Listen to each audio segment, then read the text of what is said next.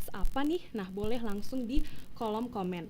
Dan juga nih dok, kita hadir ya Gin on call ya. Jadi buat kamu yang mau berkonsultasi secara online, nah kita juga ada ya via WhatsApp ya. Nah baik dok, sebelum kita membahas lebih lanjut mengenai topik kita, nah boleh nih dok, sapa Sobat Giners dan juga boleh dokter memperkenalkan diri dulu nih. Baik, terima kasih. Assalamualaikum warahmatullahi wabarakatuh. Selamat siang menjelang sore Sobat Giners yang berbahagia pada sore hari ini. Saya diundang di acara ini. Nama saya Amiruddin Rauf ya. Jadi saya sekarang ini dalam posisi sebagai ketua Perkumpulan Obstetri dan Ginekologi Sulawesi Tengah. Perkumpulan Obstetri dan Ginekologi itu adalah tempat berhimpun atau wadah berhimpun dari para dokter-dokter spesialis kebidanan dan penyakit kandungan. Nah, saya kebetulan ditunjuk oleh teman-teman yang kurang lebih 40 orang yang berada di Sulawesi Tengah ini untuk menjadi ketua mereka. Nah, ya. Iya, luar biasa ya. Dr. Amiruddin Rauf, SPOG, MSI ya, selaku Ketua POGI Cabang Sulawesi Tengah dan juga mantan Bupati Buol 2 periode. Wah, iya. Nah, baik dok, mungkin boleh lebih dijelaskan lagi ya mengenai Perkumpulan Obstetri dan Ginekologi Indonesia dan juga sebenarnya apa sih dok yang ingin dicapai ya, tujuan yang ingin dicapai dari POGI ini dok?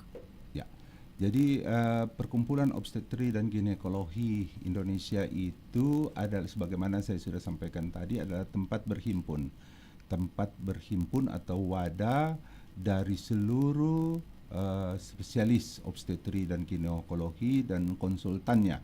Jadi mereka berhimpun di dalamnya. Tentu saja setiap perkumpulan ada visi, ada misi atau tujuan apa yang ingin dicapai oleh organisasi itu.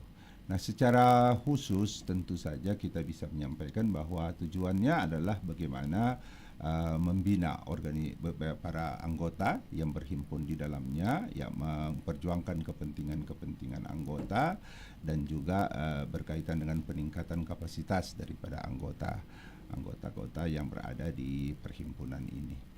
Nah, secara eksternal Perkumpulan Obstetri dan Ginekologi ini juga mengambil posisi atau mengambil peran untuk bagaimana bersama-sama membangun bangsa dan negara ini di aspek kesehatan ibu dan anak, termasuk di dalamnya tentu saja kesehatan reproduksi wanita.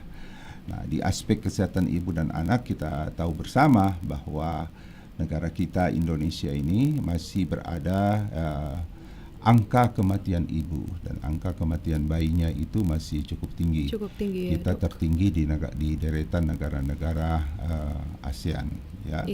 Bahkan Vietnam yang kemarin baru mulai muncul saja itu sudah bisa menekan angka kematian ibu kita di 2 digit. Dan kita Indonesia masih berada di 3 digit. Itu persoalan besar bangsa di mana perkumpulan ini ikut andil untuk bagaimana menurunkan angka kematian ibu tersebut. Iya, jadi dok untuk mencapai ya tujuan dari POGI sendiri, tentunya dari POGI juga memiliki program-program ya, apalagi juga terkait dengan kesehatan reproduksi. Nah, apakah ada program unggulan dari POGI sendiri dok? Baik. Di Perkumpulan Obstetri dan Ginekologi itu sebagaimana saya katakan tadi, ada program-program yang berkaitan dengan peningkatan kapasitas atau penyegaran atau mempertahankan sisi profesionalisme daripada anggotanya. Nah, itu dalam bentuk seminar-seminar, workshop ya dan lain-lain sebagainya. Itu lokakarya. Itu semua dilakukan dalam rangka mempertahankan profesi daripada seorang dokter kebidanan dan juga dalam rangka sharing ilmu. Karena ilmu kedokteran itu tidak statis, dia dinamis, dia berkembang terus-menerus, dan tanggung jawab organisasi untuk bagaimana agar supaya setiap anggota POGI ini bisa mengupdate pengetahuannya sehingga kemudian tidak tertinggal. Itu di aspek peningkatan kapasitas. Di aspek pengabdian terhadap masyarakat, POGI juga punya program-program misalnya program-program berkaitan dengan deteksi dini kanker mulut rahim yang kita tahu bersama. Kanker mulut rahim ini adalah penyakit keganasan kedua terbesar di Indonesia. Kemudian juga berkaitan dengan bagaimana kesehatan ibu, ya mempersiapkan seorang ibu agar supaya ketika dia hamil dia berada dalam kesehatan yang optimal. Nah, berikutnya juga kita POGI atau anggota POGI bertanggung jawab atau mengambil peran dalam rangka pendidikan kesehatan reproduksi bagi para remaja, karena ini juga menjadi salah satu aspek strategis yang juga harus diperhatikan oleh bangsa ini untuk bagaimana melahirkan atau mempersiapkan generasi emas di 30 tahun ke depan. Saya kira itu. Iya, luar biasa. Baik. Ya Sobat Geners ya. Nah, tentunya harapannya dengan adanya seminar Lokakarya ini bisa dimanfaatkan dan juga edukasi-edukasi yang kita berikan itu juga bisa diterima, bisa diimplementasi oleh masyarakat kita nih ya Dok. Nah, kita lebih spesifik nih ya Dok untuk kesehatan reproduksi pada wanita ini, mungkin dari Sobat Geners masih ada yang belum paham ya sebenarnya seberapa penting Dok untuk kesehatan reproduksi pada wanita. Iya, jadi kesehatan reproduksi pada wanita itu menjadi sesuatu yang sangat penting sekali. Wanita-wanita yang memasuki usia reproduksi atau katakanlah akil balik, mereka harus sudah terpapar dengan informasi-informasi yang berkaitan dengan kesehatan reproduksi.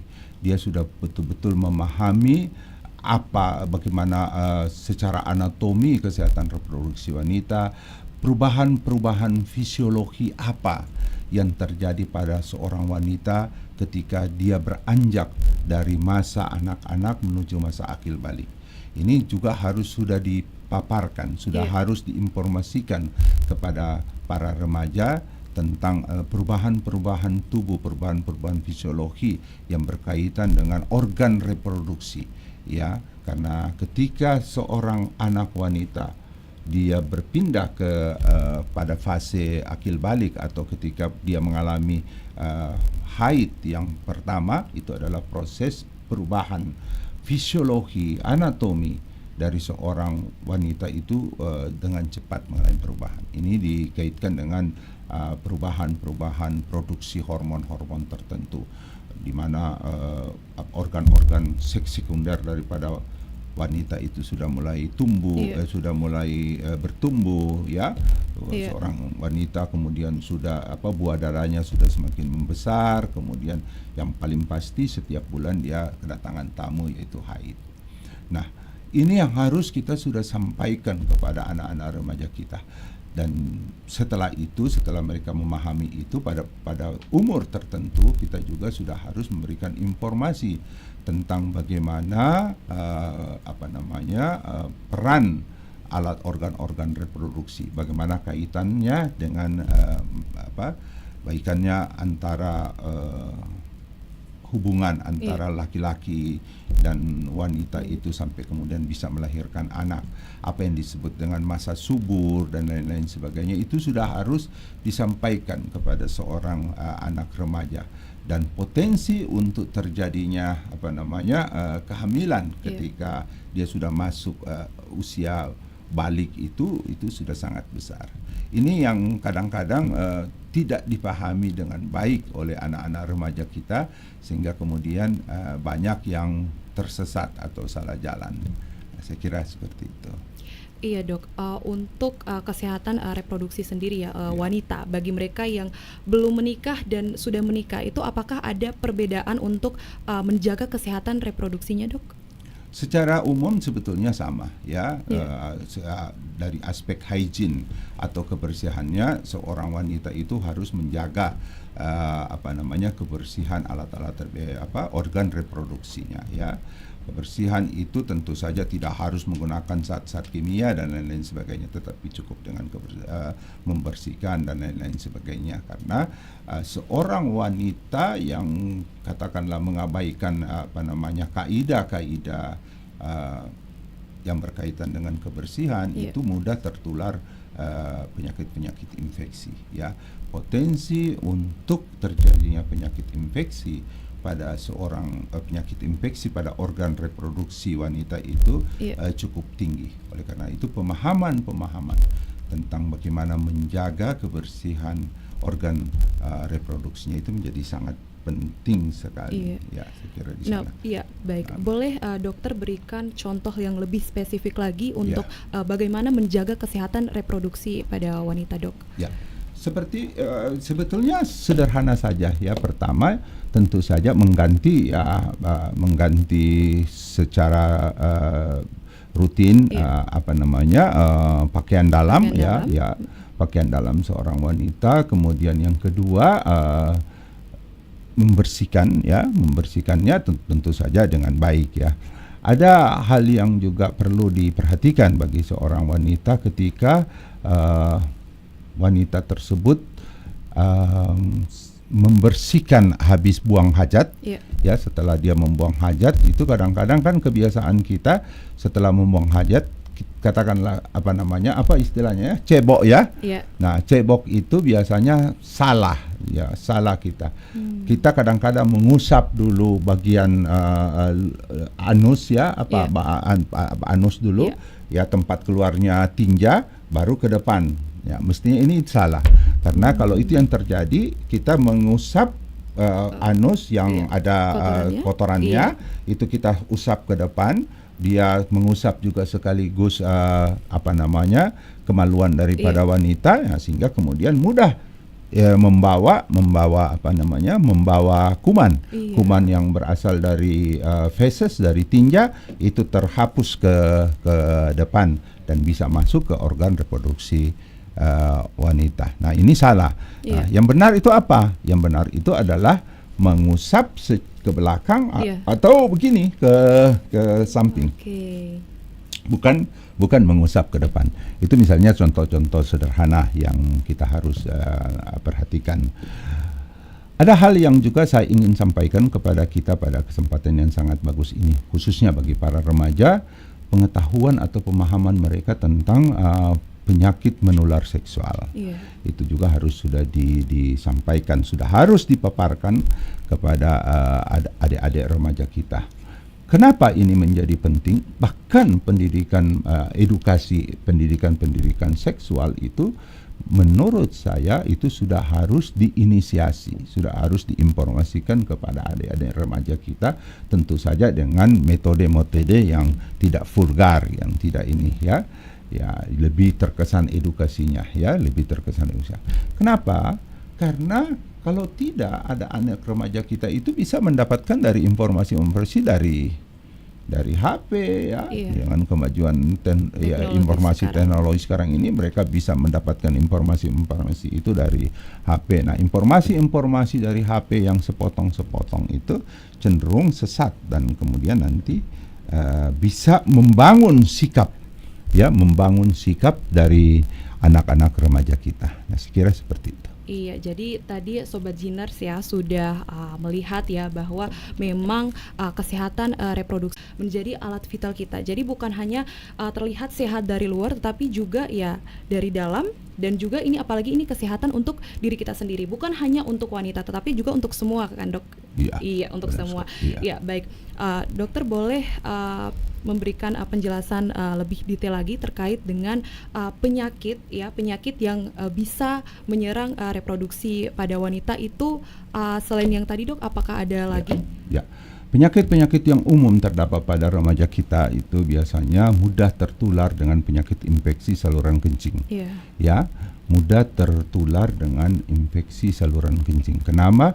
Karena saluran kencing daripada seorang wanita itu berbeda dengan pria. Kalau wanita itu pendek sekali, sehingga kuman mudah masuk dan mudah tertular. Itu yang paling sering. penyakit-penyakit infeksi. Dan kemudian ketika seorang perempuan atau wanita katakanlah sudah kawin, sudah melakukan hubungan badan, maka kita juga harus sudah tahu bahwa potensi untuk tertular penyakit-penyakit infeksi, penyakit menular seksual itu cukup besar.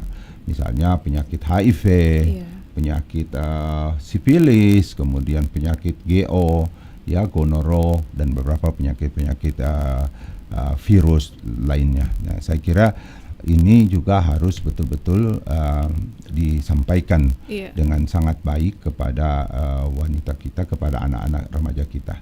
Kenapa demikian? Karena mempersiapkan seorang anak remaja sebelum dia masuk ke usia perkawinan, sebelum masuk ke berumah tangga, itu sebetulnya kita sedang mempersiapkan generasi bangsa di 30-40 tahun akan datang. Tentu saja menimbulkan pertanyaan, kenapa bisa begitu? Karena wanita sehat akan melahirkan anak sehat, dan anak sehat ini tentu saja menjadi harapan bangsa di 30-40 tahun akan datang. Iya, jadi sangat penting sekali ya wanita ya, untuk menjaga kesehatan reproduksinya, apalagi juga nantinya menghasilkan generasi-generasi penerus bangsa. Nah, Dok, tadi kita sudah membahas ya tentang pentingnya kesehatan reproduksi terhadap wanita, kemudian juga penyakit-penyakitnya, agar ini itu bisa menjadi warning untuk kita bahwa memang sangat penting gitu untuk kita menjaga kesehatan reproduksi. Nah, akhirnya nih Dok, apa sih hal yang paling penting ya untuk kita perhatikan dalam menjaga kesehatan reproduksi, Dok? Baik. Apa yang menjadi sangat penting ketika kita bicara tentang kesehatan reproduksi? Tentu saja kita berangkat dari definisi. Definisi apa sih sebetulnya kesehatan reproduksi itu? Kesehatan reproduksi itu adalah suatu kondisi sehat. Kondisi sehat ya, bebas dari penyakit terhadap fisik ya, fisik, psikis atau mental, dan sosial. Jadi kesehatan reproduksi itu adalah mengupayakan bagaimana wanita tersebut sehat secara fisik, mental, dan sosial berkaitan dengan organ reproduksinya. Nah, itu dulu. Jadi kita berangkat dari definisi ini. Jadi bukan semata-mata kesehatan reproduksi itu atau secara sehat dalam kaitan dengan organ reproduksi itu hanya berkaitan dengan sehat secara fisik, tidak. Mental, secara mental dia juga harus sehat, bahkan secara sosial. Dia juga harus sehat secara sosial. Artinya jiwanya tidak berada dalam tekanan dan lain-lain sebagainya, setengah kejiwaan, mentalnya juga betul-betul terbentuk dari suatu kondisi mental yang mature ya, yang matang, bukan mental yang prematur, yang mudah labil dan lain-lain sebagainya. Dan yang pasti tentu saja secara fisik dia sehat. Nah, 3 hal pokok ini yang seharusnya dipaparkan, informasi-informasi, edukasi yang berkaitan dengan kesehatan reproduksi harus mencakup 3 hal ini. Harus mencakup informasi dia sehat secara fisik, ya, tadi dengan cara bagaimana mencegah penyakit-penyakit infeksi dan lain sebagainya. Sehat secara mental, di mana pertumbuhan remaja tersebut betul-betul membuka kondisi atau ruang untuk mentalnya bertumbuh dan menjadi matang, tidak kemudian terjadi handicap, terjadi halangan sehingga kemudian mentalnya tumbuh tidak begitu baik. Kemudian yang ketiga adalah secara sosial. Kenapa faktor kejiwaan ini sangat erat kaitannya dengan kesehatan reproduksi? Karena beberapa hormon-hormon tertentu, hormon-hormon reproduksi tertentu itu dipengaruhi oleh kondisi kejiwaan, dipengaruhi oleh kondisi kejiwaan dari seorang wanita. Nah, ini menjadi sangat penting sekali, ya. Iya. Jadi ada seorang wanita, katakanlah begini, ada seorang remaja yang tidak pernah datang haid. Sudah datang satu kali, habis itu sampai 5-6 kali baru haid lagi. Iya. Diperiksa semua, organ reproduksinya semua diperiksa, di USG diperiksa, semua normal. Nah, ternyata ada gangguan kejiwaan yang menyebabkan kadar hormon-hormon tertentu itu menjadi berlebihan atau berkurang, terjadi ketidakseimbangan kadar hormon tersebut yang kemudian bermanifestasi pada tidak haidnya wanita tersebut. Nah, ada kondisi-kondisi semacam itu. Jadi amenorrhea atau katakanlah tidak haid itu tidak selalu penyebabnya fisik, tidak selalu. Bisa juga penyebabnya faktor mental, faktor kejiwaan. Seperti itu. Nah dok, ini saya ingin bertanya, mungkin ini juga pertanyaan dari Sobat Giners ya, mengenai alat kontrasepsi yang juga digunakan di area reproduksi nih. Apakah alat kontrasepsi ini memiliki pengaruh terhadap kesehatan reproduksi pada wanita, dok? Ya, yang namanya intervensi alat tentu saja pengaruhnya ada. Tetapi kalau dia ditangani oleh seorang tenaga profesional, tentu saja pengaruh buruknya atau biasa disebut dalam dunia kedokteran efek sampingnya itu diminimalisir. Katakanlah misalnya begini, alat kontrasepsi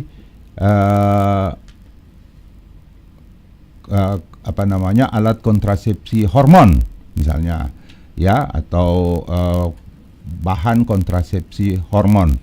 Nah, kalau ditangani oleh tenaga-tenaga profesional, tentu saja sebelum memberikan itu, pasien itu sudah diyakini betul bahwa dia tidak mengalami reaksi penolakan atau biasa dalam ilmu kedokteran disebut dengan kontraindikasi untuk diberikan penyakit hormon. Siapa yang mengetahui itu? Tentu saja dokter. Dokter ya dalam hal ini adalah dokter kandungan. Kalau dia menggunakan alat-alat kontrasepsi, ya, kita juga harus betul-betul yakini bahwa alat kontrasepsi tersebut cocok untuk dia, karena ada wanita-wanita tertentu alergi terhadap alat-alat kontrasepsi tertentu. Nah, ini hanya bisa diketahui dan dideteksi oleh tenaga-tenaga profesional. Itulah sebabnya bagaimana menurunkan efek samping atau faktor-faktor yang merugikan terhadap alat kontrasepsi ini dengan datang kepada tenaga-tenaga yang profesional. Iya, jadi harus tetap berkonsultasi juga dengan dokter ya. Ini buat Sobat Giners ya, kita hadir Gin on call ya. Jadi buat Sobat Giners yang mau berkonsultasi secara online ya, kita hadir nanti, untuk nomornya ada di sini ya. Oke, nah jadi dok, tadi kita sudah membahas mengenai pentingnya kesehatan reproduksi terhadap wanita, kemudian juga penyakit-penyakit yang bisa menyerang. Nah, dari dokter sendiri nih, apakah ada rekomendasi gaya hidup sehat yang mendukung kesehatan reproduksi, dok? Ya, jadi kesehatan reproduksi itu bukan hanya tanggung jawab remaja saja.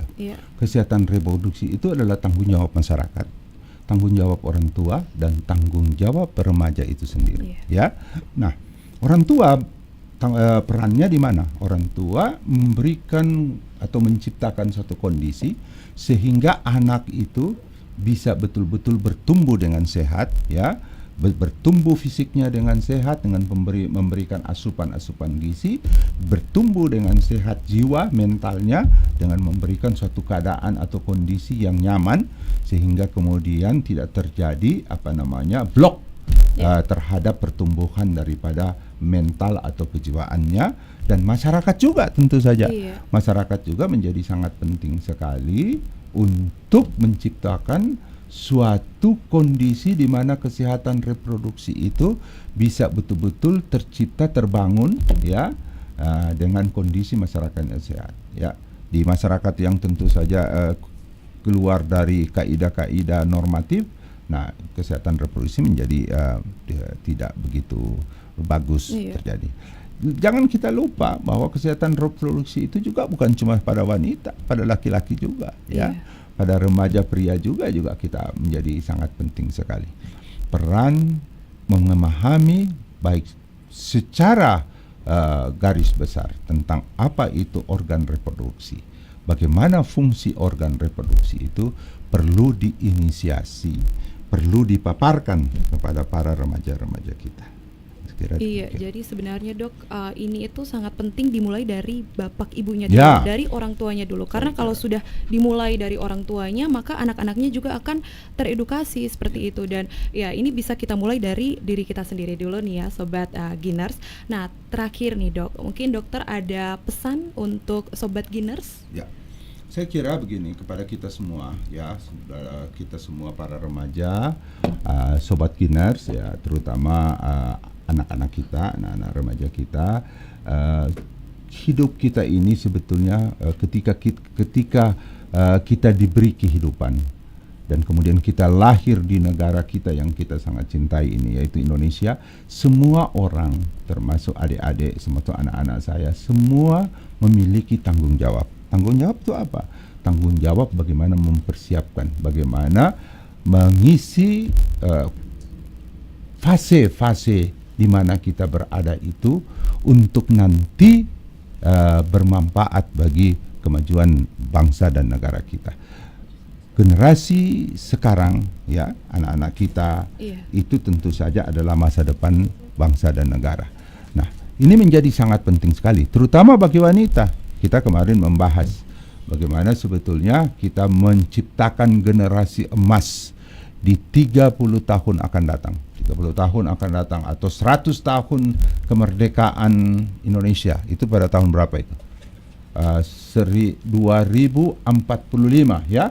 2045 Indonesia itu masuk di 100 tahun merdeka di 2045. Nah, kita berharap di tahun itu anak-anak kita ya, generasi-generasi kita yang mengambil peran di situ itu betul-betul generasi-generasi yang hebat ya, sehingga kita bisa bersaing. Bagaimana melahirkan generasi-generasi yang hebat sekaligus bagaimana memanfaatkan bonus demografi yang akan kita alami ya, adalah bagaimana menciptakan calon-calon ibu yang sehat akan melahirkan bayi yang sehat akan memberikan manfaat pada gilirannya, akan berkontribusi pada kejayaan bangsa kita.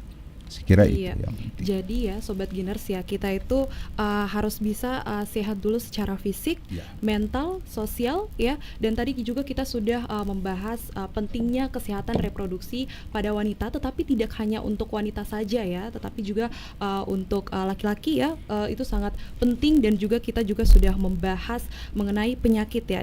Itu bisa menjadi peringatan ya untuk kita bisa lebih aware lagi ya. Nah sobat Giners ya, jangan lupa mengikuti kami di Instagram ya, ada ginon_call, dan juga di TikTok ginoncall.undata. Dan kami juga hadir di Facebook dan YouTube ya, Ginoncall Undata. Jangan lupa di like, komen, subscribe, dan juga share ke teman, keluarga, pokoknya semuanya ya, biar kita bisa teredukasi. Nah, kami mengucapkan terima kasih ya dok sudah hadir dan juga berbagi ilmu yang luar biasa untuk kita ya. Semoga bisa diimplementasikan oleh masyarakat kita.